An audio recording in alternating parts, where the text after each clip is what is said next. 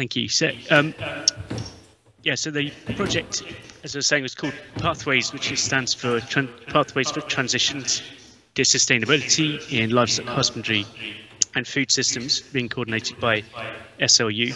And I'm coordinating together with Professor Harry Blockhus.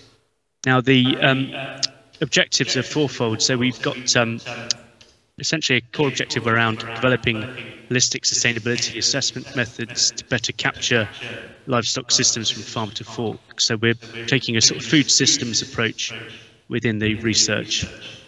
And we're also aiming to identify and evaluate innovations within current livestock systems.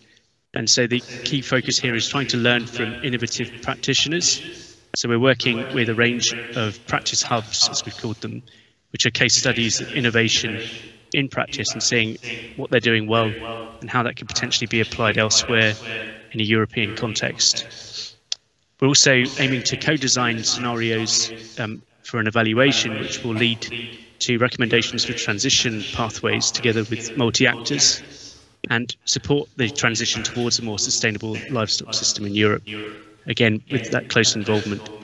So the project work is over 4 stages. So we've just started where we're defining the current situation in Europe and visions for the future, developing indicators and scenario assessments before identifying the pathways at the end of the 5 years. So the project partners, there's 28 of us in total. So we've been successful in terms of attracting a range of important academic and industry partners within the project proposal development. So as well as universities and research institutes, we have some quite large industry players on board, as you can see here on the right-hand side in particular, and also sort of smaller industry partners who represent farmer groups, such as the pasture-fed livestock associations in Sweden and also in the UK on the bottom left. And so we aim through this very multi-actor focused approach to have this dialogue across the sort of multinationals and the farmer organisations in the development of recommendations. And so the stakeholders are very much involved in that process right throughout the project in terms of developing improved assessment methodologies and providing feedback on our innovation and scenario assessments, as well as helping us map visions for the future. We're also working with the groups that were involved directly in the project in the identification of living lab research. So they'll be submitting ideas for their own research projects that can address a particular challenge or an issue that's being faced at a practical level. This will help to inform recommendations for policy and practice moving forward. And on the right-hand side here, I'd just like to sort of emphasise the approach we've used here in Pathways, which is very much focused on an interaction between a European multi-actor platform that includes sort of multinationals encompassing the NGOs as well as the DG community, crossing these sort of 3 broad groups that you can see on the right-hand side. And throughout the project, we'll have this dialogue between the sort of European policymakers who are within this platform and the farmer groups who are represented in that bottom block. So we have 16 of these practice hubs or farmer groups, and these represent innovators across the different livestock species.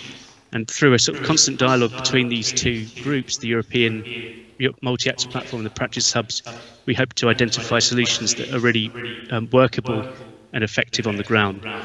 And we'll also be communicating closely with a wider community of practice, so not just within the project, but also reaching out to the wider stakeholders. Okay, so research and innovation that's needed. In terms of the project, we think that what we can really offer and what we could perhaps do more of in future is learn from innovative practitioners. Can I just ask you to conclude reasonably fast on this, Laurence, if you can, please? Just we're conscious of time. Sure. Yeah, so we'd like to learn more from innovative practitioners in future, so identify configurations that work in a real-world context and try and understand links between livestock, human and societal health, which is very much core to the One Welfare concept pictured here on the bottom left, and obviously extremely relevant in the context of the global pandemic. And lastly, I'd just like to say, I think it's really important that within this project and elsewhere, perhaps we can look at integrating hard and soft systems thinking for integrated evaluations that consider not only the sustainability but also the leverage potential of innovations in food systems. So on the bottom right here, moving to this point number 4, where we have systems that are sustainable and beneficial for human nutrition, but at the same time able to inspire and affect change within a food system. So I'll finish there and just like to say thank you, and please do get in touch and check us out on social media. Thank you.